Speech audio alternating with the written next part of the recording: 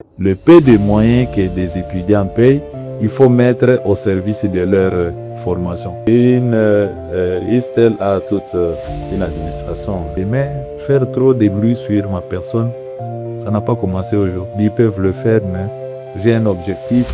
Je dois avoir une institution qui répond aux normes du ministère de l'enseignement supérieur, universitaire et recherche scientifique. Je dois être au centre de l'encadrement, de la formation. Il est une figure des pros dans l'enseignement supérieur et universitaire ici en République démocratique du Congo, de par ses réalisations dans l'enseignement supérieur et universitaire. Mesdames, Messieurs, bonjour et bienvenue dans cet entretien un seul à seul légendaire avec le professeur Jeannot Pagnan. Il est le directeur général de l'Institut supérieur technique de Lubumbashi, ISTEL. Avec moi sur ces beaux cadres, professeur, bonjour et bienvenue. Bonjour, merci pour l'invitation. Nous saluons tous les téléspectateurs et auditeurs qui sont en train de nous suivre. Merci. C'est avec lui que nous allons justement échanger 15 bonnes minutes d'entretien sur la particularité de l'Institut supérieur technique de Lubumbashi, l'ICASI et l'OLABA, ISTL. Professeur, la première question, pourquoi avoir créé l'ISTEL? C'est que dans les soucis de l'encadrement de la jeunesse congolaise d'une manière particulière et la jeunesse du monde d'une manière générale, nous avons voulu créer une institution d'enseignement supérieur, universitaire, recherche scientifique et innovation pour permettre l'apprentissage et l'encadrement de la jeunesse qui peut être d'une manière ou d'une autre au service intégral du développement de la République démocratique du Congo. Et surtout, dans l'encadrement de la jeunesse, la ISTEL va nécessairement entrer dans l'objectif de lutter contre les antivaleurs qui caractérisent le milieu universitaire actuellement, entre autres la corruption, Oui. l'immoralité du foi, le manque d'éthique par rapport à la déontologie qui nous caractérise dans le milieu universitaire. Voilà les quelques éléments qui sont à la base De la création. de la création de l'Institut supérieur technique de Lubumbashi. Alors, professeur, c'était pour vous facile au début, lors de la création? C'était un travail de dur labeur, on peut dire ça? Je pense que ce travail n'était pas facile. Hein. D'ailleurs, il y a des normes, il y a toute une procédure administrative au niveau des ministères qu'il faut. Il y a des exigences pour avoir une institution d'enseignement supérieur. Il faut avoir des infrastructures, il faut avoir des personnels académiques, professeurs, il faut avoir des personnels scientifiques, assistants, chefs de travaux, il faut avoir des personnels administratifs et ouvriers. Vous voyez, ces volets-là, ce ne sont pas des volets faciles à parvenir dans un premier temps pour créer une université. Et en plus de cela, il faut voir aussi l'environnement auquel nous avons des grandes universités. Donc, c'est un environnement, un milieu concurrentiel. Voilà. Et je pense que comme on avait un objectif à atteindre, on a essayé de réunir le nécessaire. Bien au début, on était locataire, le ministère a compris. Oui. On pouvait avoir un main d'œuvre personnel académique, scientifique et administratif à temps partiel ou d'autres universités, surtout officielles. Voilà que après avoir réuni tout ce que nous avons énuméré comme critères partiellement, bien sûr, parce que comme dans les grandes universités actuellement, il y a un coefficient professeur d'équilibre qui pose problème. Ainsi, on est dit qu'on a en mesure à l'ISTEL, ça sera un mensonge. Mais après avoir réuni l'essentiel, le ministre a signé pour nous et que vous pouvez arrêter sur autorisation des fonctionnements et nous avons eu un deuxième sur l'admission à la besoin. Et nous fonctionnons en tant qu'université. Alors, professeur, est-ce que vous constatez, vous êtes promoteur d'Unistel, vous constatez une certaine amélioration en termes de croissance des étudiants, mais aussi en termes de croissance de la qualité de l'enseignement ici à l'Istel? Oui, je pense Istel est né le 25 février 2018. En termes d'effectifs, pendant cette période, on avait que 9 étudiantes. Et je peux dire, 7 domaines ou filières. Vous avez commencé avec 9 étudiants? 9 étudiantes. Étudiantes. Oui, en sciences hospitalières, qui est devenu juridique ingénieur. Oui. 9 étudiantes. Le 25 février 2018. On démarre totalement l'année académique en retard. Mais aujourd'hui, on peut avoir plus de 1000 étudiants. De 9 à 1000 étudiants. Oui. C'est-à-dire, il y a eu une croissance numérique, s'il faut le dire ainsi, et en termes d'effectifs des étudiants. On était locataire, aujourd'hui, on n'est pas locataire, on a un campus qui répond au rôle. On n'avait pas de personnel administratif permanent.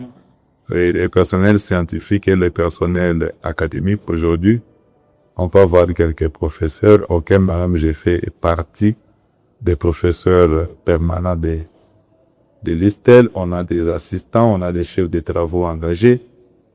Je pense que comme c'était un objectif d'encadrer la jeunesse, comme je l'ai dit au début, on a bataillé très fort, on a essayé de respecter cette discipline. Professeur, vous avez bataillé très fort, justement. Vous êtes passé de 9 étudiants à plus de 1000 étudiants. Professeur, quelles sont les stratégies que vous avez mises en place pour gagner justement la confiance des étudiants, beaucoup plus dans ces milieux concurrentiels? Je pense que lorsque les parents nous envoient des étudiants ou leurs enfants, que nous appelons étudiants ou apprenants, dans un premier temps, c'est court à prendre. La stratégie, c'est quoi? Il faut maintenir une qualité d'enseignement qu'il faut pour ceux qui viennent apprendre. Il faut avoir vraiment un personnel académique, scientifique, administratif et attitré, qualifié s'il faut le dire. Si il faut apprendre les étudiants, ils sont venus faire l'informatique, vous les apprenez l'informatique comme il faut.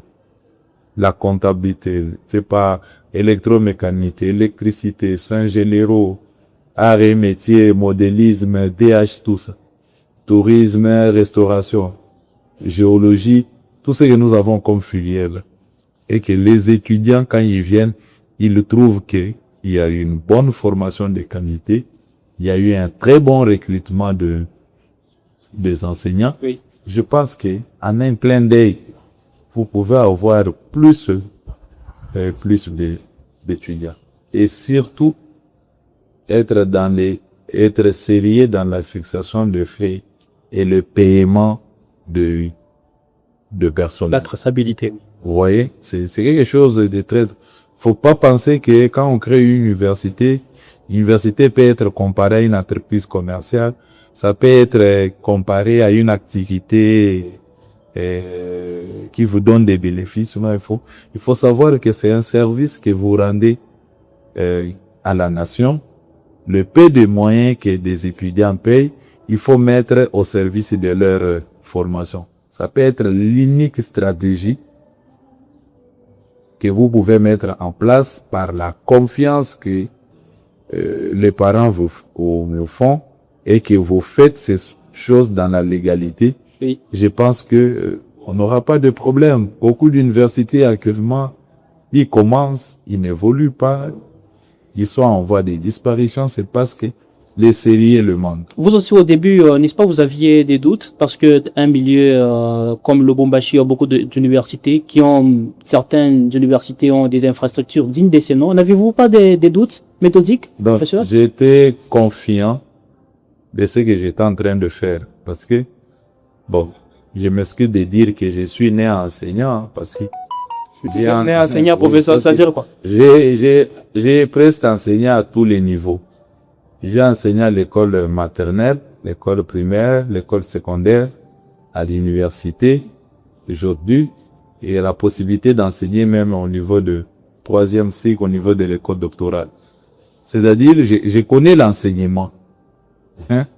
Je ne fais pas l'enseignement une activité commerciale, mais j'ai fait de l'enseignement un mécanisme, une façon de contribuer par moi-même au développement intégral de la RDC. Alors, je savais que, comme les autres universités ont leurs points de faiblesse, Oui. par exemple, la corruption, on exige un peu trop aux étudiants. Donc à l'ISTEL, il n'y a pas la corruption. Non, je ne dis pas qu'il n'y a pas, mais j'ai fait un effort pour que ça ne puisse pas apparaître. Parce que si je vous trouve dans ces cas-là, Ah oui. Vous luttez contre la corruption. en tout cas, c'est un licenciement, s'il faut le dire. Que ce soit l'enseignant, que ce soit l'étudiant. Oui. Un étudiant n'a pas le droit de suivre un enseignant pour demander d'améliorer les notes ou le point si il a réellement échoué. Et l'enseignant aussi n'a pas droit de les faire ainsi. Lorsqu'on vous trouve en flagrance par rapport à ça, en tout cas, on vous écarte de l'institution, quel que soit votre rang. Professeur, plusieurs bouches disent que ici à Lubumbashi, à l'ISTEL, il y a plusieurs fondateurs. Voilà la raison, n'est-ce pas, de la réalisation de toutes les œuvres que nous voyons. Faux. Non, il n'y a pas plusieurs cofondateurs, s'il faut le dire. Les seuls cofondateurs de l'ISTEL, c'est celui qui vous parle. Nous n'avons aucun appui, nous n'avons aucun financement qui vient d'ailleurs ou d'aide même du gouvernement, s'il faut le dire. Pour tout ce que vous voyez comme infrastructure ici, ce sont des moyens privés, moyens personnels que nous mettons en œuvre pour l'encadrement de la jeunesse congolaise. Professeur, vous avez construit un bâtiment R+4 où nous nous retrouvons en ce moment avec l'aide d'aucune main, vous venez de le dire justement, une volonté ou une privation. Et où est-ce que vous avez trouvé justement le fonds? Non, je l'avais dit les jours de l'inauguration de ce beau bâtiment. D'ailleurs, je tiens à féliciter Madame la ministre que je vais avoir envoyé une délégation importante ici, assister à l'inauguration. Le DIRCABA était ici, le conseil en matière d'infrastructure et le PARSEC. Vous les avez vu. Je pense que ce sacrifice que nous avons fait me montre à suffisance que nous aimons l'enseignement, nous aimons la République démocratique du Congo, parce que ISTEL peut être compté parmi les universités et le meilleur en République démocratique du Congo. C'est une université digne de ce nom. Oui, nous respectons les normes, nous ne pouvons pas faire des commentaires tout autour de cela. Vous-même vous remarquez et vous voyez ce que nous sommes en train de faire pour cette jeunesse congolaise. Alors professeur, si aujourd'hui des gouvernements congolais décidaient au moins de vous subventionner ou bien de vous venir en aide avec un fonds, donc on peut dire que vous n'êtes pas prêt ou il vous faut encore du temps? Non. Ou ça sera un satisfait? Non, c'est très important que le gouvernement puisse nous soutenir. Je pense que c'est même de son droit de soutenir les universités, que ça soit public ou privé. Parce que c'est comme là, on reçoit des étudiants qui viennent de partout en République démocratique du Congo. Mais où est-ce qu'il faut loger ces étudiants? Des fois, il y a les étudiants que nous envoyons à Dikassi, à Kolwezi, ils passent nous dans des centres, dans des auditoires pour passer leur stage. Mais si le gouvernement peut venir, Birbog, nous allons vous construire un internat, par exemple, sous forme d'un partenariat gagnant-gagnant entre le gouvernement congolais et l'ISTEL. Nous voulons ajouter le nombre d'auditoires parce que ce que nous avons ici, avec les effectifs, on pense avoir 5000 étudiants sous forme de projection pour l'année académique 2026-2027. Mais ils vont étudier où? Dans ce que nous avons comme auditoire ici. C'est vraiment insuffisant. Nous sommes en train d'ajouter des auditoires, nous construisons, nous améliorons des infrastructures, l'aide du gouvernement, ça nous sera très utile, très important, surtout pendant ces moments auxquels 90% de la population congolaise nous fait confiance en termes d'enseignement. Et même les entreprises, oui, notamment KCC, oui, si on peut le dire. Oui, KCC est là, il nous a accepté plus de 500 étudiants pour le stage. Il y a des entreprises, la SNEL, la SNTT, l'INPP, des grandes entreprises, presque les entreprises minières ici, la GKMIN, la SMTC. Ce sont des entreprises qui acceptent facilement nos étudiants en stage par rapport à la qualité de formation que nous donnons à ces étudiants. Alors, ils viendront en masse après la publication des étudiants, mais nous serons obligés de limiter les inscriptions. Pourquoi? Parce que les infrastructures nous posent problème. Alors, si on peut avoir l'aide du gouvernement, que ce soit provincial, que ce soit national, je pense que ça va nous faciliter la tâche de réaliser notre rêve. Professeur, l'ISTEL a déjà grandi, mais nous constatons que le professeur Jeannot est à la gestion. Est-ce que vous avez une administration tracée? Non, l'ISTEL a toute une administration. D'ailleurs, je vous informe que les 3 universités sont autonomes du point de vue administration. Lubumbashi, Likasi et Kolwezi. Oui, parce que Lubumbashi a son arrêté, Likasi a son arrêté et Kolwezi, Lualaba a son arrêté. Connu par l'État congolais. Oui, c'est le ministère qui donne, après enquête de viabilité, une commission que nous avons demandée, qui est venue en 2020 ici pour ISTEL Lubumbashi, en 2022 pour ISTEL Likasi et Kolwezi. Nous avons l'arrêté en bonne et due forme. Et lorsque ces universités sont autonomes,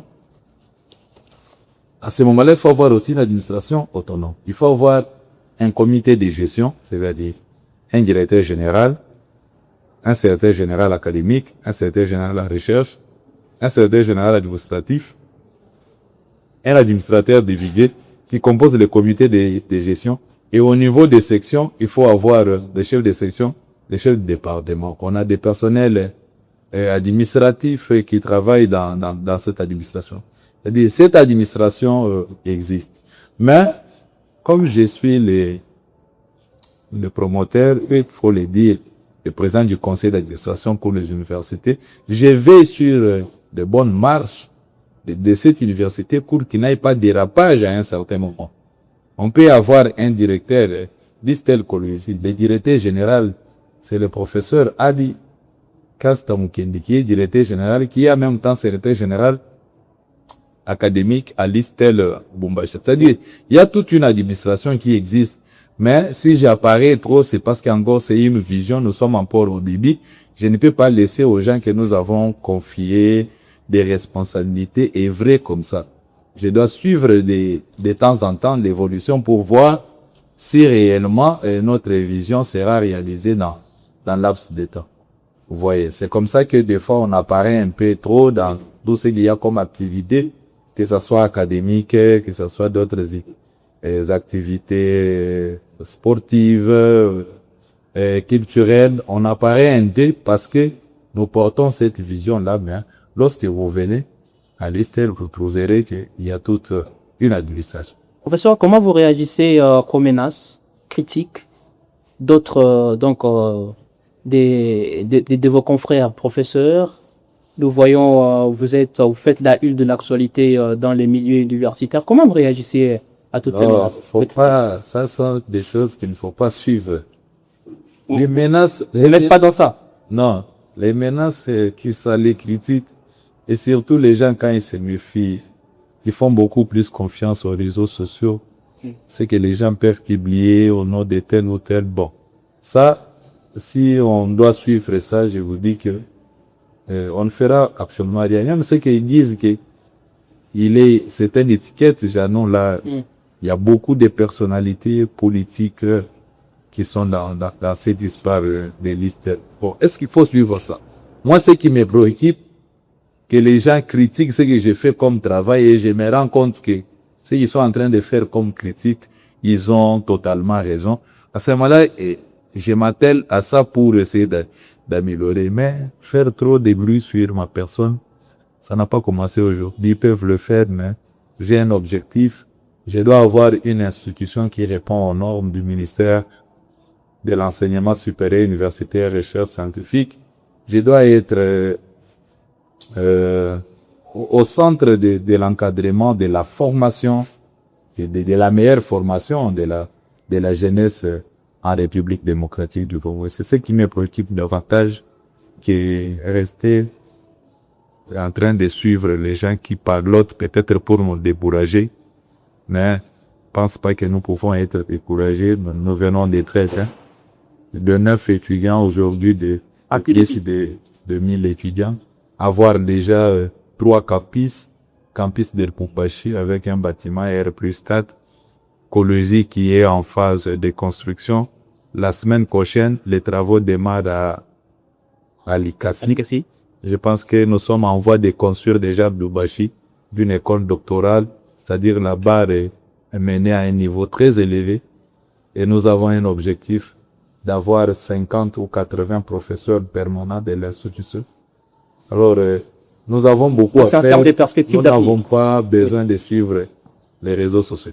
On n'a pas besoin de suivre les réseaux sociaux. Mesdames et messieurs, vous êtes très nombreux en train de nous regarder, de nous suivre de part et d'autre, partout dans le monde entier. Nous sommes avec le professeur Janon Pagna dans cet entretien houleux avec qui nous sommes en train de parler justement de l'ISTEL, une institution d'enseignement privé qui fait la une de l'actualité dans le monde des URC. Ici, en RDC, nous sommes déjà en train d'échiter. Professeur, aujourd'hui, si vous voulez transiter, si les gouvernements congolais veulent vous plébisciter, vous donnez justement, par exemple, une responsabilité en politique. Vous serez partant?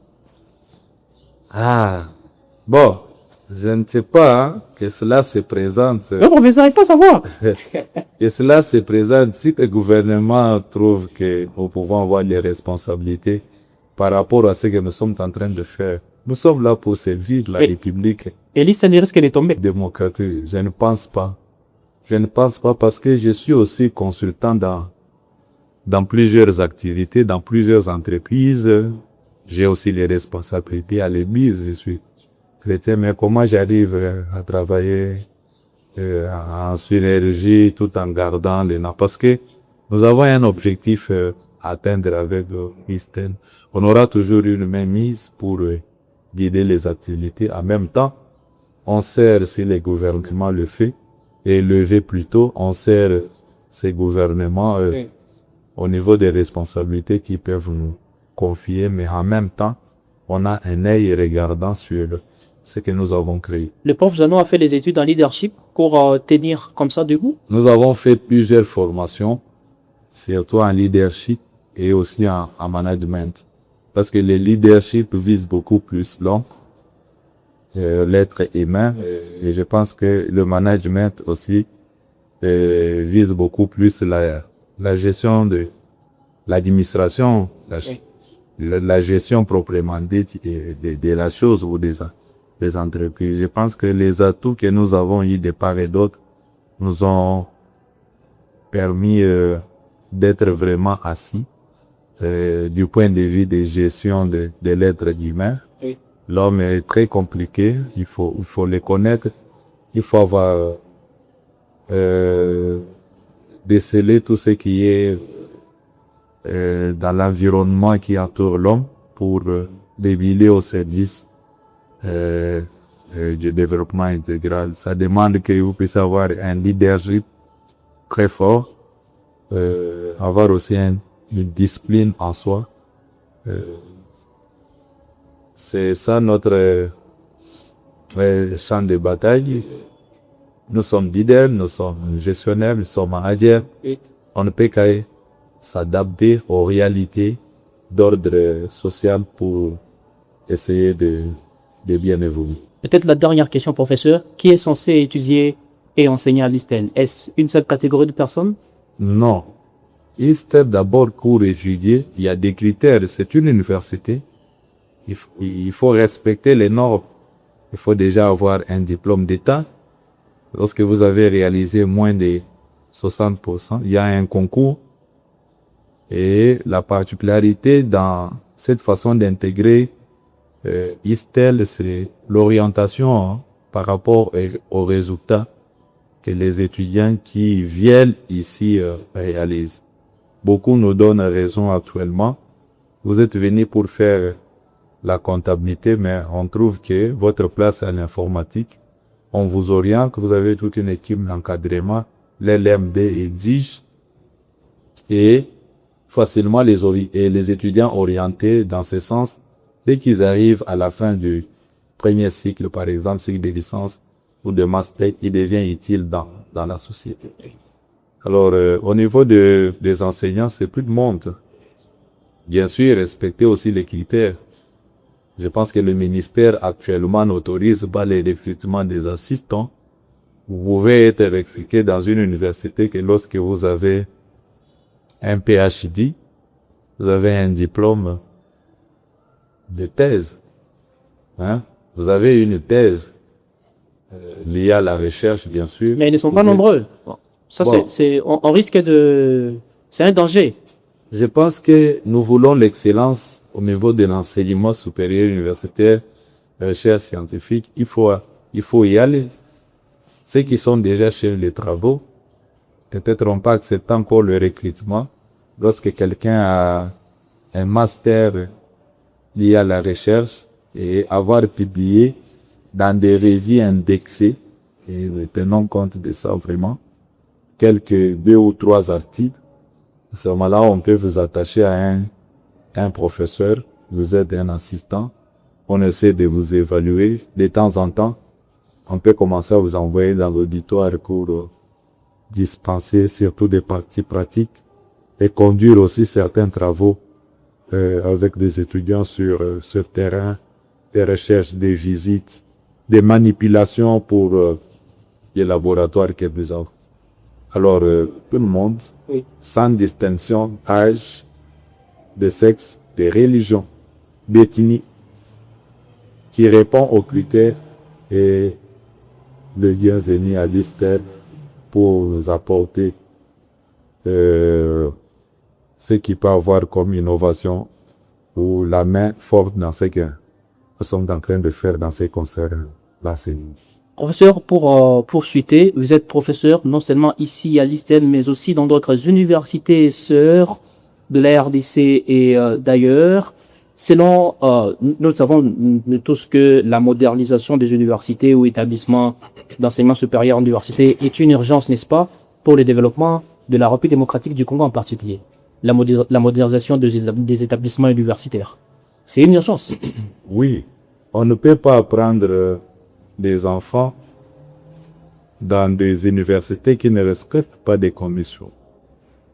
Volet infrastructure, personnel académique, personnel scientifique, personnel administratif. Les gens doivent être formés dans ça. Il faut que l'université s'attelle se bat de ces critères-là. Un étudiant vient de l'université. C'est pour la première fois qu'il entre à l'université. Il doit être encadré. Il y a une façon d'étudier à l'université. Il y a plusieurs activités que l'université existe. C'est comme ça que les gens qui sont recrutés à l'université pour travailler doivent nécessairement répondre à ces critères. Lorsqu'on ramasse les gens, et des fois on ne forme pas, et lorsqu'on ne forme pas, l'université ne peut pas atteindre la croissance. L'université ne peut pas rayonner. Les gens parlent de l'ISTEL, mais il faut venir. Ceux qui viennent, ils trouvent que, d'ailleurs, nous respectons les instructions que la ministre donne actuellement dans les 0,27. Au moment où nous parlons avec tous les étudiants de l'ISTEL sont en stage. Ils ont fini la semaine de manipulation, de visites, de descentes. Ils entrent en stage. Quand ils terminent, Dans différentes villes du... Oui. Et quand ils rentrent, c'est cours, faire les examens du second semestre et faire la saison de rattrapage. Et le 11 juillet, nous clôturons. Nous attendons la clôture officielle le 31 juillet, là où la ministre sert. Alors, une université qui veut une croissance, qui veut la modernité, il doit respecter ces critères.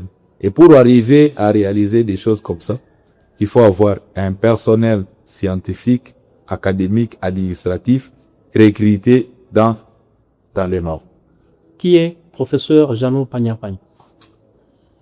Citoyen congolais, né en République démocratique du Congo, grandi en République démocratique du Congo. Et il a étudié où? Il a étudié en République démocratique du Congo, son école primaire, son école secondaire. D'ailleurs, en l'université, avec 3 diplômes de licence. 3 diplômes de licence professeur? Oui, en comptabilité, en fiscalité, en informatique, en République démocratique du Congo. Et la thèse fait en dehors de la République démocratique du Congo, en Amérique latine. C'est-à-dire, on est dans le domaine de l'enseignement. Depuis le bas âge, juste à ce stade auquel on continue à pousser, peut-être les autres pensent que nous avons arrêté du point de vue recherche. Lisez nos publications, des articles, en tant qu'auteur peut-être principal, avec des amis, avec des assistants. C'est-à-dire, le domaine de l'enseignement, c'est notre domaine. Nous ne sommes pas parvenus dans ce domaine. C'est un domaine auquel nous maîtrisons, où nous avons la maîtrise, il faut le dire. C'est pas pour rien. Il y a trop de bruit, oui, surtout dans des réseaux sociaux. C'est à cause de ce que nous faisons au niveau de l'enseignement. Professeur Jeannot Pagna-Pagna, je rappelle que vous êtes directeur général de l'Institut supérieur technique de Lubumbashi et PCA du Grand ISTEL. Vous êtes professeur dans plusieurs universités de la place et enseignant-chercheur. Merci d'avoir répondu à notre invitation, professeur. Merci pour l'opportunité nous accorder et nous remercions aussi tous ceux qui nous ont suivis. Mesdames, Messieurs, vous étiez très nombreux en train de nous suivre des part d'autres. Merci de votre fidélité tout à fait légendaire. Ça n'est fini pour cet entretien spécial avec le professeur Jeannot Pagna-Pagna, à retrouver sur toutes nos différentes plateformes des réseaux sociaux, mais aussi sur nos chaînes partenaires. Merci à l'ISTEL à Lubumbashi qui nous a servi de cadre pour cet entretien. Prenez très bien soin de vous, car chaque jour est une vie. À très vite.